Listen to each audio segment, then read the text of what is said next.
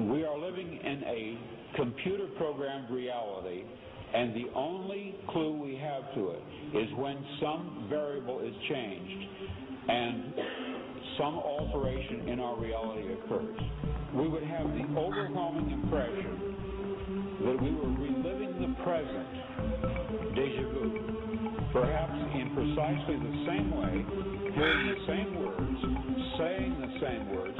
I submit that these impressions are valid and significant, and I will even say this: such an impression is a clue that at some past time point, a variable was changed, reprogrammed as it were, and that because of this, an alternative world branched off.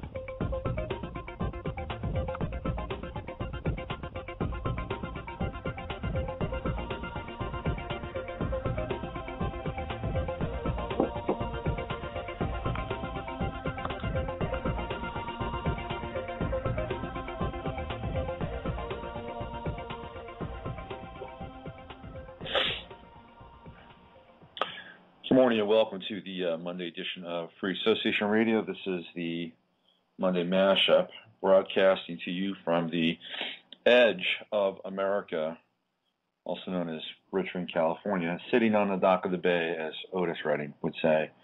It is 3/19/2012, and the year 2012 continues to steam ahead and get more and more strange and interesting with each passing day. On Friday, and Friday, as we know, is usually considered the dead letter day of news. On Friday, something very interesting happened. It may have escaped some people's attention. Certainly did not escape the blogosphere, because people have been talking about this on the blogosphere quite a bit. And what I'm talking about is what happened in the White House, where President-elect of the United States, Barack Obama, passed yet another executive order. And this time, this executive order is interesting, to say the least, in terms of its timing, and frightening in terms of its scope.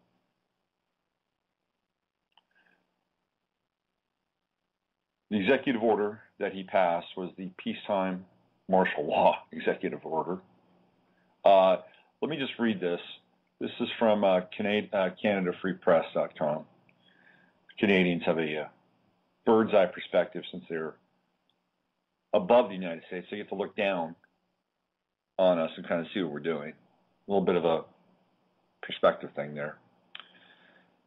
First of all, let me just go to the whitehouse.gov, and you can go there right now. In fact, I'll even post this in the chat room just for the chatters, the mad chatters, to see. I'll put this in there right now. There you go. There's the link if you want to go there. So this is the National Defense Resources Preparedness Order. I'll read this to you. This is just from the whitehouse.gov site. This is what I just posted in the chat room. It's a pretty long executive order. I mean, it really gets into huge amounts of sections. I mean, I started scrolling about 10 seconds ago, and I'm still scrolling down this. And one of the issues and challenges with the whole system of executive orders, and this did not start with Barack Obama. Executive orders were being passed right and left during the Bush administration. And they were also being passed to some extent during the Clinton administration, and to a lesser extent in the Reagan administration, but really picked up in the Bush administration. I'll just read you the top part of this, and then I'm going to go to the Canadian site, and I'll give you their breakdown. It says, by the authority vested in me as President of the Constitution and the laws of the United States of America.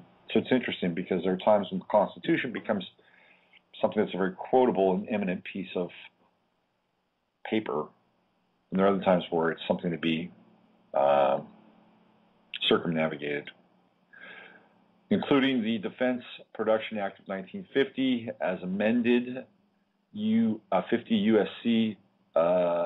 Appendix 2061 et sec, in Section 301 of Title III, United States Code, and as Commander-in-Chief of the Armed Forces of the United States, it is hereby as follows.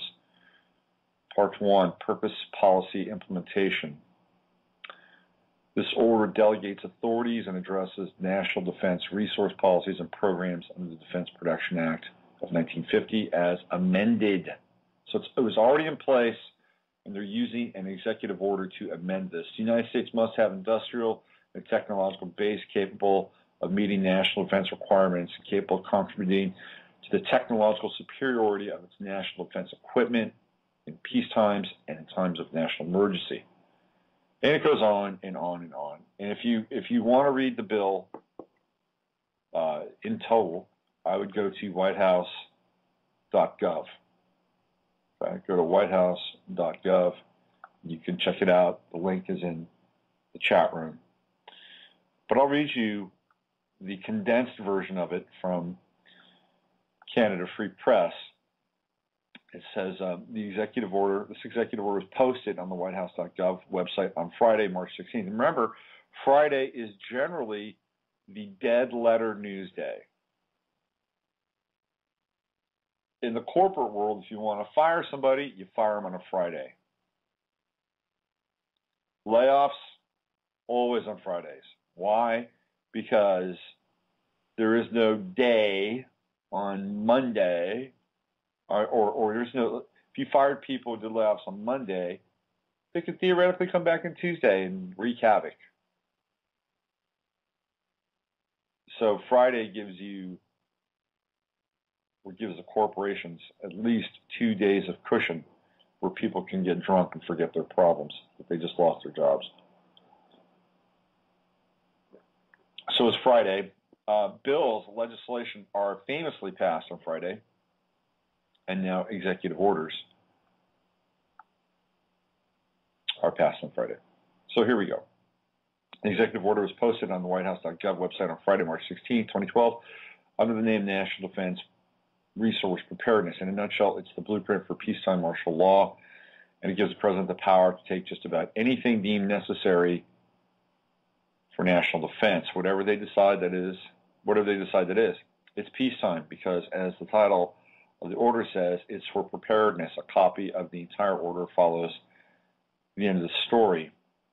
Under this order, the heads of these cabinet-level positions, agriculture, health, energy, and human services, transportation, defense, and commerce can take food, livestock, fertilizer, farm equipment, all forms of energy, water resources, all forms of civil transportation, meaning vehicles, boats, planes, and any other materials, including construction materials, from wherever they are available. This is probably why the government has been visiting farms with GPS devices so they know exactly where to go when they turn this one on. Specifically, the government is allowed to allocate materials, services, and facilities as deemed necessary or appropriate. They decide what necessary or appropriate means. So somebody here, Kent Walton, wrote, this allows for the giving away of USA assets and subsidies to private companies, provide for the modification or expansion of privately owned facilities, including the modification or improvement of production processes, when taking actions under sections 301, 302, 303. These are all part of the bill or the executive order. And it goes on. What happens if the government decides it needs all these things to be prepared? Even if there is no war, you likely won't be able to walk into a store to purchase virtually anything because it will all be requisitioned, rationed, and controlled by the government. Construction materials, food like meat, butter, and sugar, anything imported, parts, tires, and fuel for vehicles, clothing, etc., will likely become unobtainable or at least very scarce. How many things are even made here in the USA anymore? A bit of history. During World War II, price stabilization didn't begin until May of 1942, which froze prices on nearly all everyday goods, and rationing started in 1943. Why would the government want to control everything before a war? Here's what some gas ration cards look like during World War II. Will there be rationing under this kind of system? What better way to control movement and actions of the populace? Under this new executive order, cabinet heads are authorized to loan money, offer loan guarantees, or even subsidized payments at above market rates for whatever they need. It says here this could make Solyndra or Halliburton look like junior achievement. Nothing like a war will generate these kinds of huge profits for the corporate partners, and you can bet the bankers and contractors already lining up for this one, because under this order, no war is even required. In a crisis situation, the government will be able to take whatever they need, print money to get whatever they want, and distribute it as they see fit for the benefit of a war effort or the politically connected corporations and individuals. All other contracts, except those for employment, are suspended or superseded by this executive order. It is all here in black and white.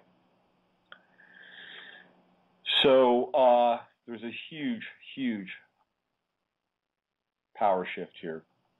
And what we saw in 2008 was the transference of wealth at an astonishing and mind-boggling level.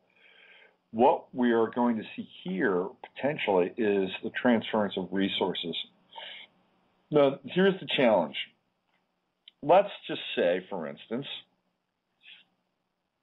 there is something benevolent or altruistic behind this, and there is a disaster and all this happens.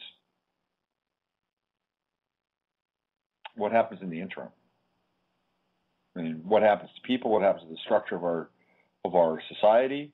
Do these things get turned back on in the way that they got turned off? I'm not sure that they will.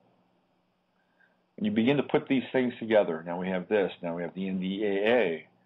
Now we have Department of Homeland Security buying 450 million rounds of ammunition. Why would they do that? Ladies and gentlemen, something is in the air. That is my humble opinion here, based on everything that I'm reading. Now, will it all come to fruition? Who knows? You know, is this a precursor to war with Iran? Possibly. Is this a precursor to something else? Something much more global in terms of its imminent disaster. When I say global, I'm referring to, or planetary, referring to the planet. Are we getting ready to stare down a precursor extinction level event?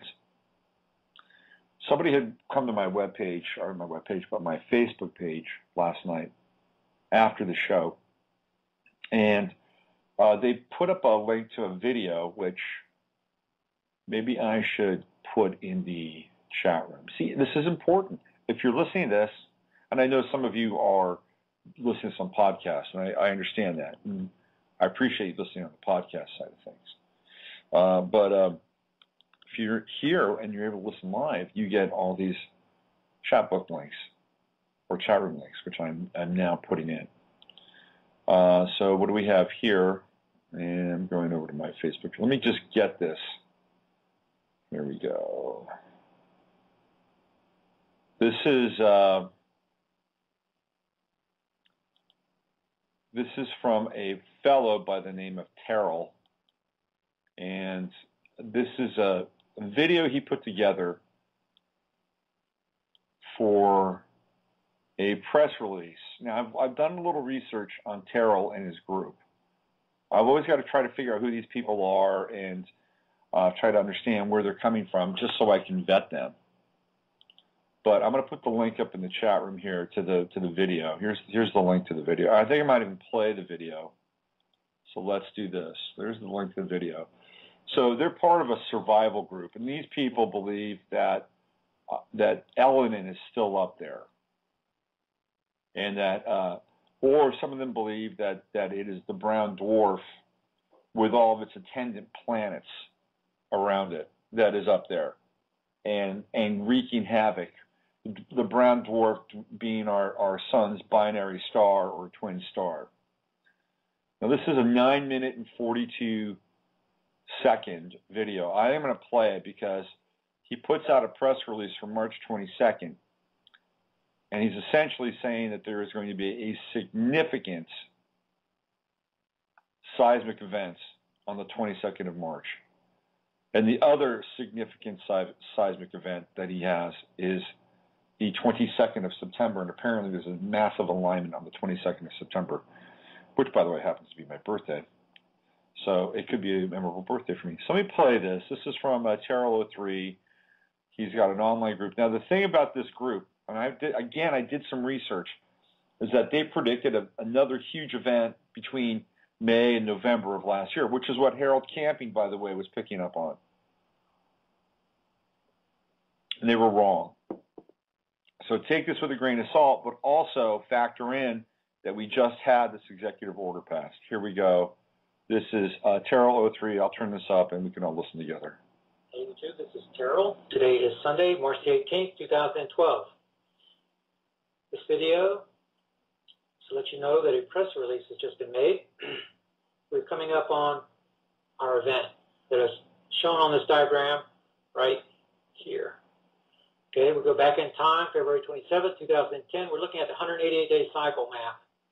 Okay, this is when Earth axis shifted 3 inches. We're looking at the Leo constellation up this way. This is the Fukushima event. This is the event that's coming up right here, where this red line is. Sun, Earth, Leo constellation. Okay, this is where the Saturn passed whenever it developed its extra ring between the Sun and the Leo constellation. This is what's about to happen right now. Okay, remember December 18th we were on backside orbit over here for this time, and then we reached outside orbit on December the 18th. Then we started orbiting towards the heavy mass object. All the animals, remember, mass animal deaths and stuff. The Earth started making noises, the outgassing of the Midwest. Those events. Now we're coming right to here. Our magnetic portal connection from the Sun and the heavy mass object diverged. They began diverging. When we're back here, we had the magnetic portal connection from the Sun. And we had a second one coming from the heavy mass object. If we came out here, you see they're diverging. Now over here is whenever all of a sudden this is on the outside of our planet, and the Sun is on the inside still. Now, as the Earth comes around the inside, we have a straight line between these magnetic portal connections. That's March 22nd, 2012, 4:58:34 UTC. Okay. The next event on the timeline is going to be September 26, 2012. But instead of a 7.5 event, along with these, it appears that we're going to have a perihelion event with a heavy mass object on September 22nd, and then there's going to be an alignment on this date. That sounds like far too much of a coincidence. I'm going to be making another video to try to explain that to you guys. Now, this is the press release that I just sent for immediate release Sunday, March 18th. Now, the reason it was sent on March the 18th is going to become clear as we proceed. Okay, there's a reason for withholding this until right now. Immediate release Sunday, March 18, 2012.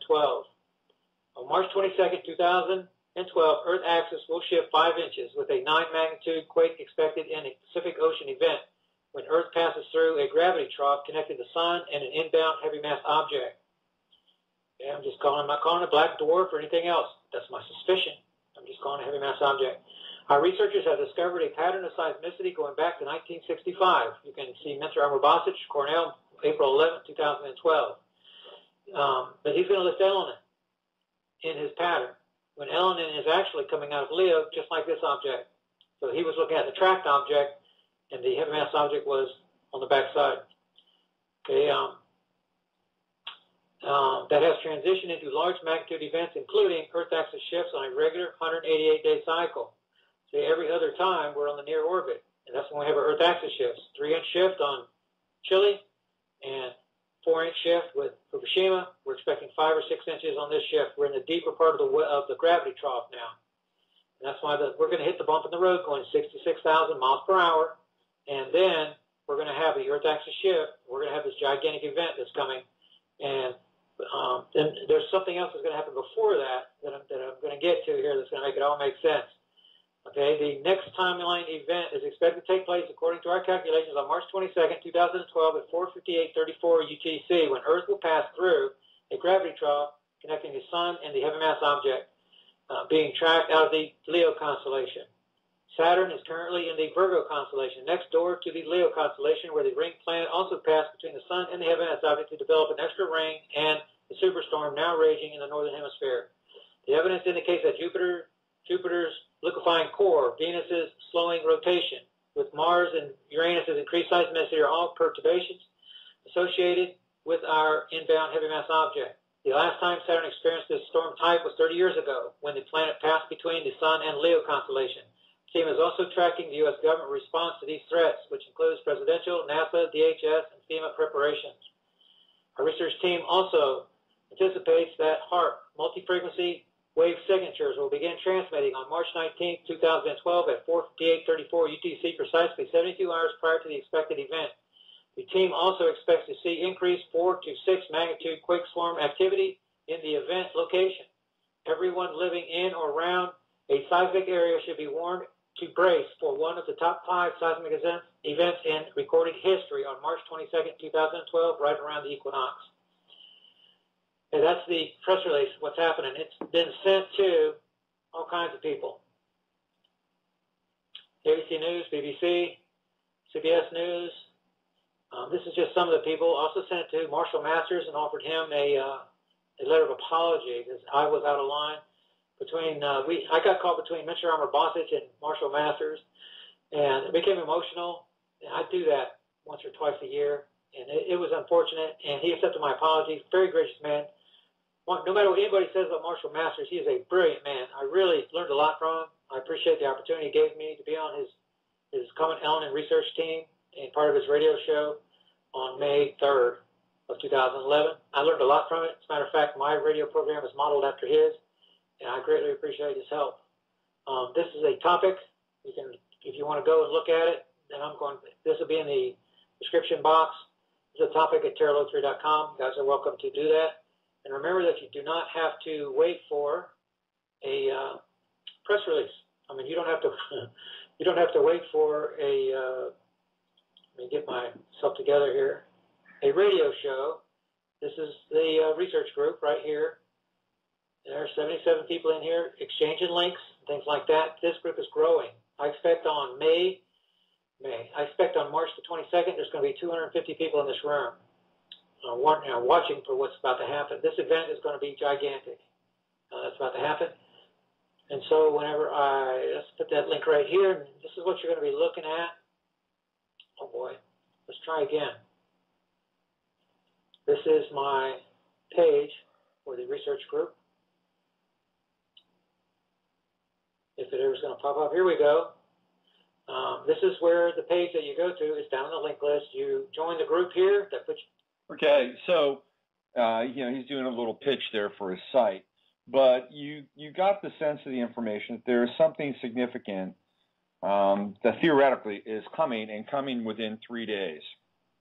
So that's based on Terrell 03. That's based on his research. Now, there are other people that are more or less in their own way corroborating this. And essentially what he's saying, let me break this down for you in lay terms, because if you're late to the party, what he's saying is that the Earth is going to get in between the Sun and the gravity trough, or the field of the binary star, or which he calls the dark mass object.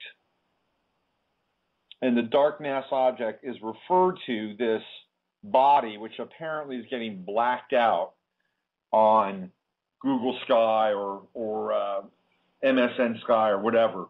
So he's saying that the Earth is going to hit it. It's going to hit this gravity trough, and it's going to bounce. And as a result of the bounce, we're going to get seismic activity. And he talked about the stations of where Earth is in relation to this dark mass object, or the binary star.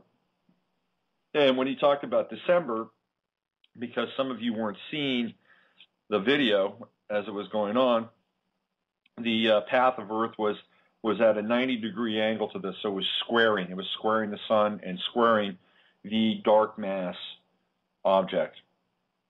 So here we go. More information, more data, more noise to take in. The interesting thing, he said that HAARP is going to start to be generated on the 19th of February. That's today, or March. That's today. So keep your eyes and ears attuned to what's happening in various parts of the country or the world as it relates to HAARP-related activity. Now, as a kind of as an adjunct to this, I've been doing some surfing, skimming, cruising around, trying to put these things together for you in ways that are meaningful. Apparently, there is a school of thought that HAARP really can't do anything on its own. So there are three schools of thought around HAARP.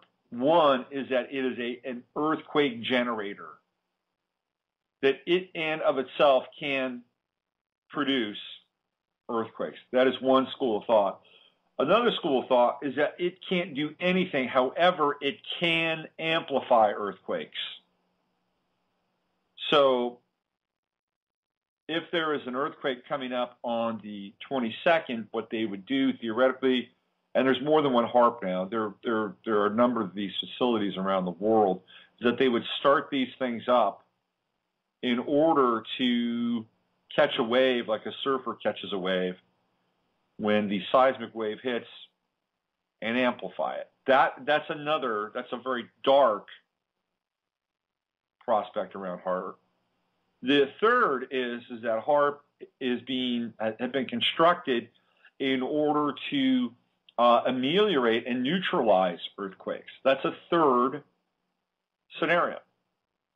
So that theoretically what HAARP would try to do is minimize the impact of something like this. And if you look at, do the quote-unquote power elite want to have a more or less intact world to kind of rule the roost from?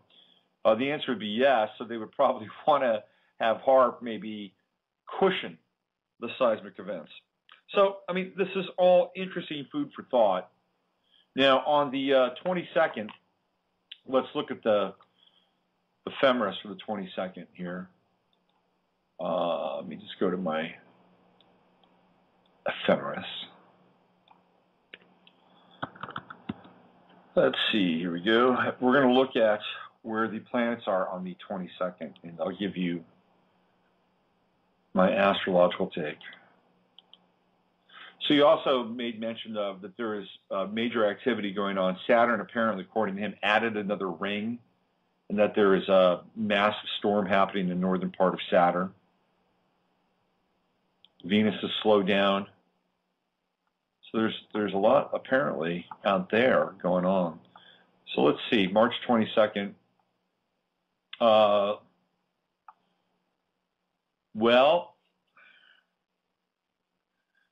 March 22nd, let me just do this chart for this really quickly. See what I'm going to do. I'm going to play some music, and I'm going to pull up the chart here for the 22nd. We're going to look at this together and try to get some astrological insight into the chart for the 22nd. And I'm going to put that in the chat room, and you guys can look at that and dissect that now on the backside of this. So, little Michael Lee Hill, testing 1, 2, 3. I'll be back in 3 minutes and 6 seconds, and we're going to be looking at this chart for the 22nd of March. You're listening to the Monday Mashup. I'm Robert Phoenix. It is 10:29 here on the edge of America. I'll be right back.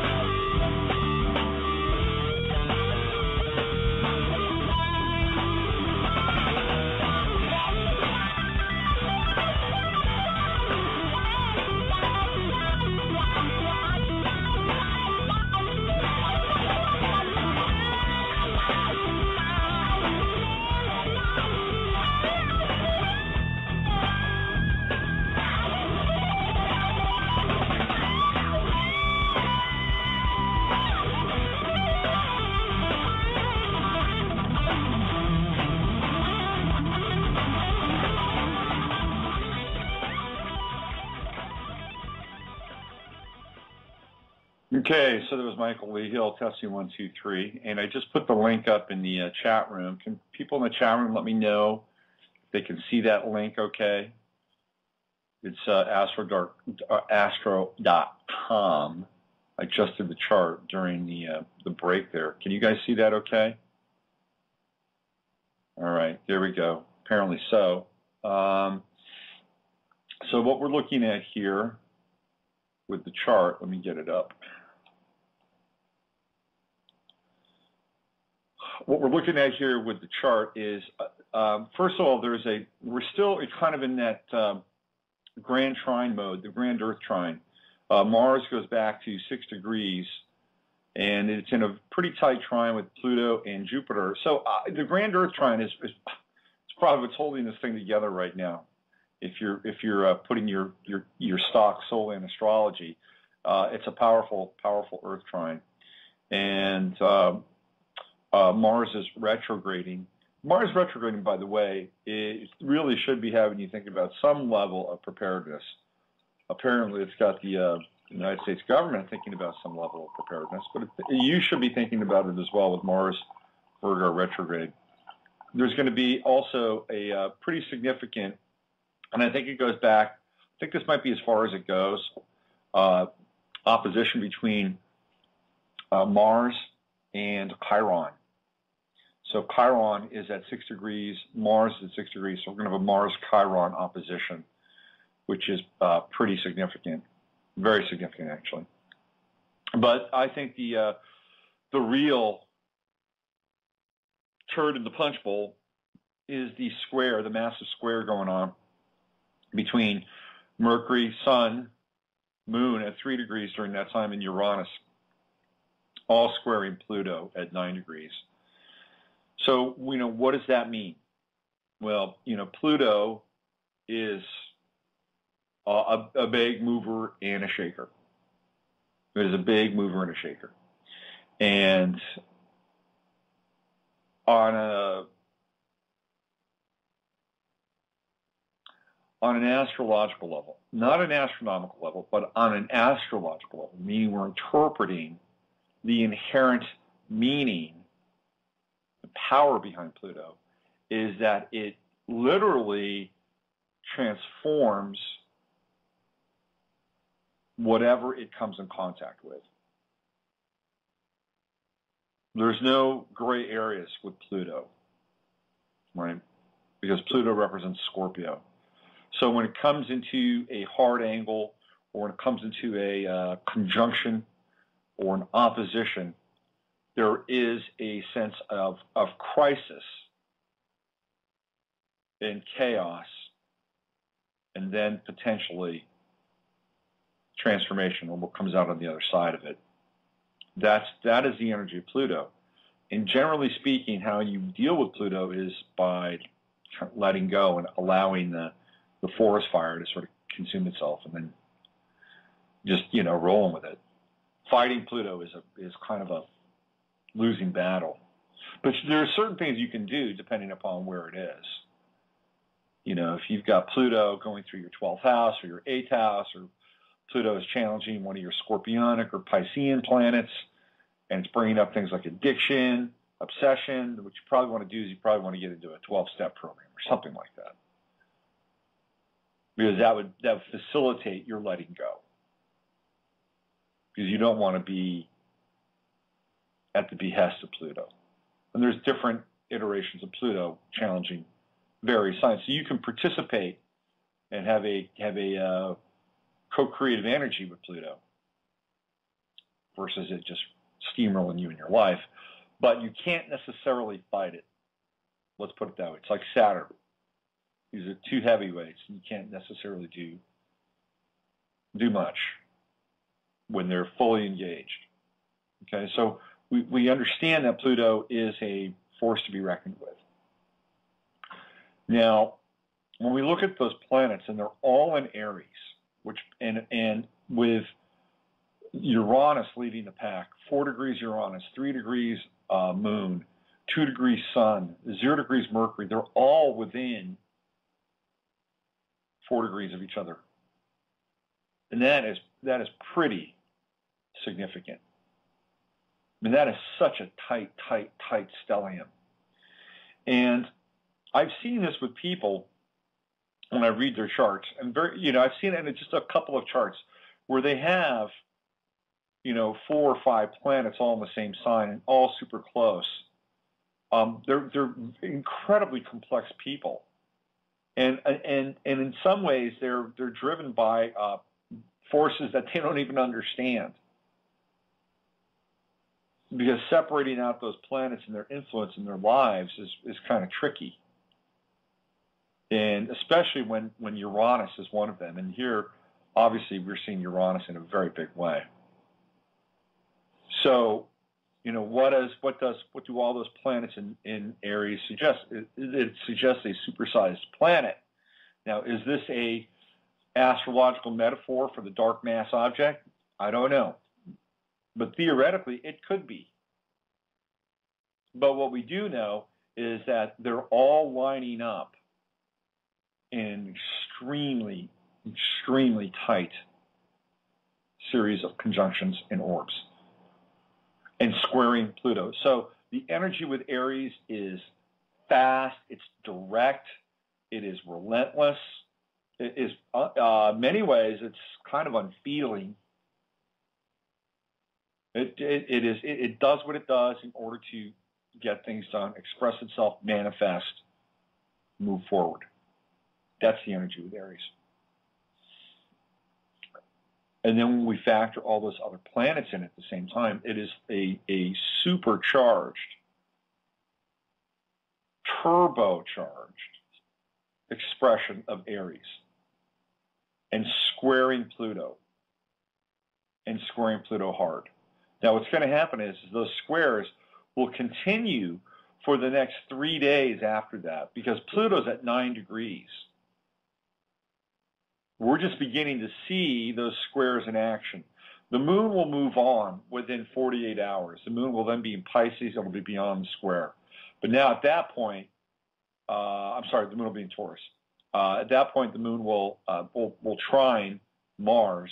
And it could, there could be more of a sense of relief with that Moon-Mars trine, although Mars trines of the Moon are still a little on the sketchy side.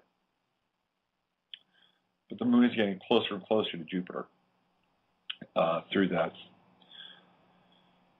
But we're still going to have the Uranus-Sun-Mercury trine, and those are going to be even tighter, much tighter. The Sun, within 48 hours of that, is going to be right on Uranus, Mercury not far behind at all, and still squaring Pluto. So even though this theoretical event could take place on March 22nd, the energy behind the gang of planets that are in Aries will not relent. And in fact, it's more intense through the 23rd, through the 24th, and the 25th. They're still going to be squaring Pluto. The Uranus-Pluto square, which we're dealing with now, is, and by the way, Uranus gets to 8 degrees this year, so we're going to have almost an exact Uranus-Pluto square, which is very intense, very, very intense, and will add to the drama, obviously, of 2012. So factor into that the Mars Chiron opposition, the Mars-Neptune opposition, and, ladies and gentlemen, this coming weekend is going to be a very, very intense weekend.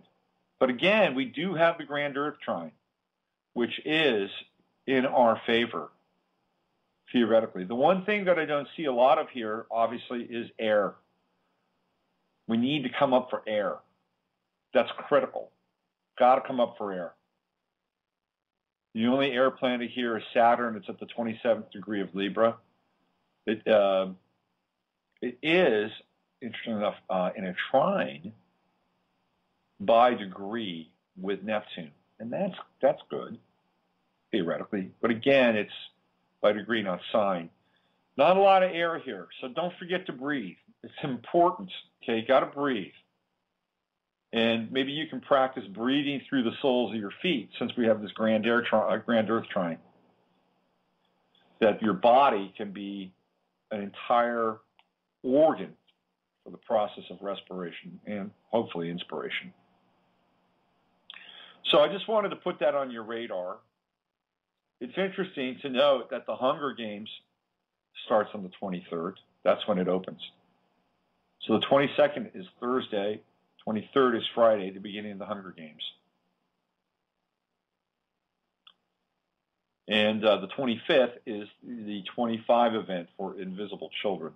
If you listened to last night's show, I got into Invisible Children as far as I could. I tried to peel back as many layers as I could with a brief amount of time that I've been able to look into the organization and what they're trying to do there. A huge backlash now with Invisible Children.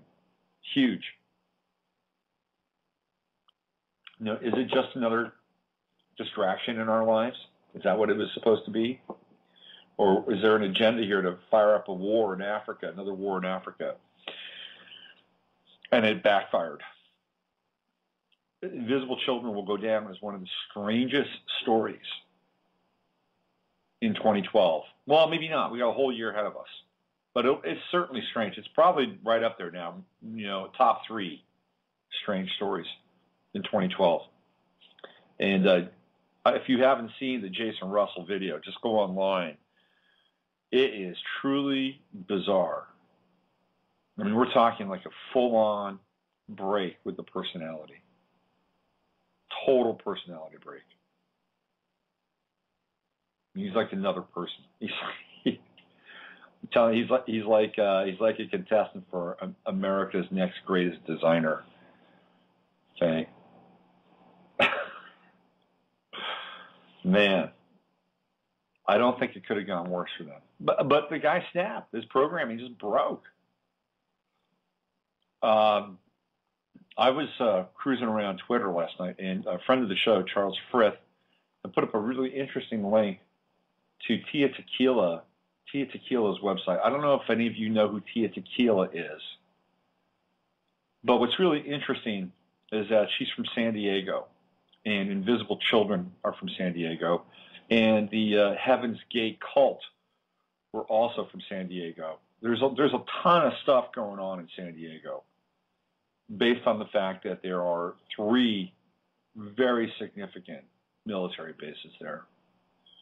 You have Miramar, Loma Linda, you've got Balboa, and there's also the Army base, which is in Oceanside, or just north of Oceanside, is not Fort Ord. Anyway, it's a huge, huge military area.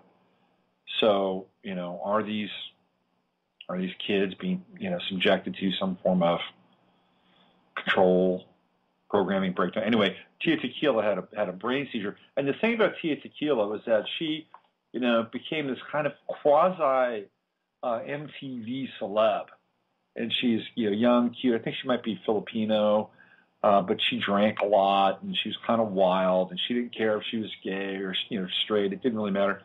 She was Sean Merriman's girlfriend for a while. Sean Merriman used to play football for the Chargers. I think he kind of beat her up. Something happened, but she didn't get the brain aneurysm from that. Anyway, Charles Frith put this blog piece up from Tia Tequila, and she talked about, you know, this whole thing going on with Lady Gaga and, you know, Rihanna and Beyonce and the programming, and I mean, it was. I did not expect this coming from Tia Tequila. I did not expect that at all. But one of Tia Tequila's girlfriends was the daughter of Woody Johnson, who owns the New York Jets and is the head of Johnson & Johnson, the people that make all the baby formulas and all that stuff. And they were lovers, and she died. So Woody Johnson's kid died 2 years ago, and Tia Tequila is up to her eyeballs in this luminous culture, the MK Ultra culture. Anyway, Charles put that up on Twitter yesterday, And I just thought it was interesting because of the San Diego connection and the connection with Invisible Children and the connection with Heaven's Gate and all that stuff. And here we are coming back around with more Heaven's Gate-ish material with the dark mass object. And of course, Heaven's Gate, it was, I believe it was it Shoemaker-Levy? Was that the comet that got Courtney Brown in hot water with Art Bell and the anomalous object and all that stuff? I think it was Shoemaker-Levy. Or Hale-Bopp. It was Hale-Bopp. My bad. Hale-Bopp. Different comet. Hale-Bopp.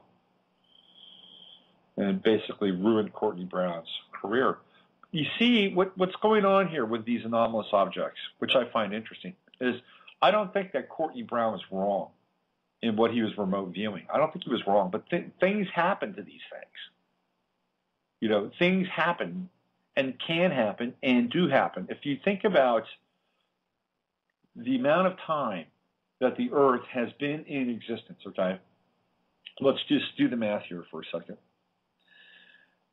We're talking theoretically millions of years, right?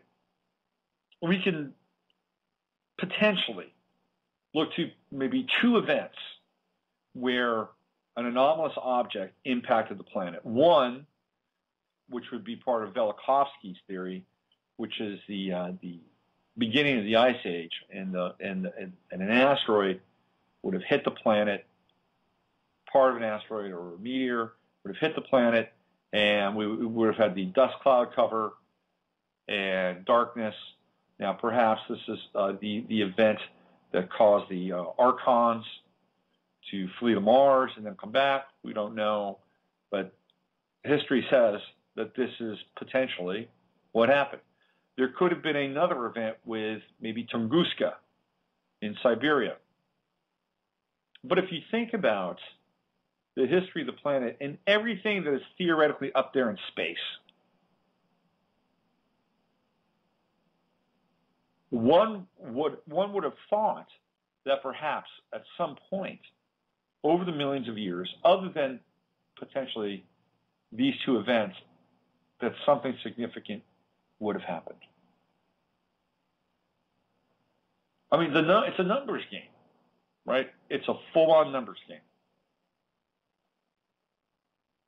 We're being bombarded with comets and meteorites and asteroids and space debris and all these things constantly. And yet we're still intact. Now, why is that? Why is that? Maybe it's because there is something else going on. Now, I just saw a video with the Electric Universe people. It was fascinating. It was talking about comets and the nature of comets. And Comet Lovejoy, they have video of Comet Lovejoy coming towards the sun and actually going right through the sun itself. Right through the sun. Defies everything we know about astronomy. One would think that a comet with a debris field of dust and gas and ice and all these things that comets are supposed to be carrying in their tail, that it would have exploded, would have melted, would have done all these things in the heat of the sun, when in actuality, it actually goes to the other side of the sun. How is that possible? They have a video, by the way, of Ellen coming to the sun and getting dispersed by the sun. And they've got significant video and images of other comets, and I believe Shoemaker-Levy is one of them, where they actually break apart as they move away from the sun. So the theory here with comets and the sun and the universe in general is that the sun is electric, and that the comets are electric, and that the sun has a positive charge, the comets have a negative charge, and as they get closer to the sun will actually fire the comets and disperse their negative charges, and thus they break up. And it's not about proximity either, because they have this series of photos on the Electric Universe site where these comets right around Saturn, Uranus begin to break apart. And it has nothing to do with gravity. What they're stipulating is that the electrical charges from the sun are finally catching up with the comet at a particular angle and then disassembling them.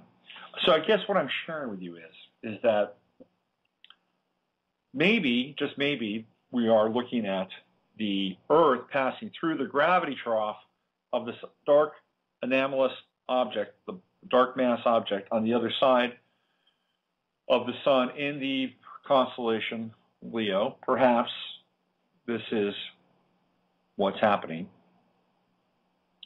And we are going to maybe have a large shift, a 6-degree shift. Again, he's basing this on what happened during Fukushima on the 11th of March last year, that it was a similar event, okay? So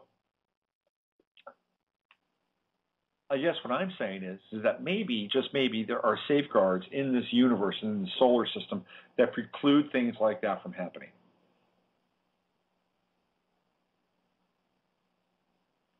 And that there's, and I'm just throwing this out there, that there are cosmic agencies and maybe even models of the universe. Look, I don't claim to know everything.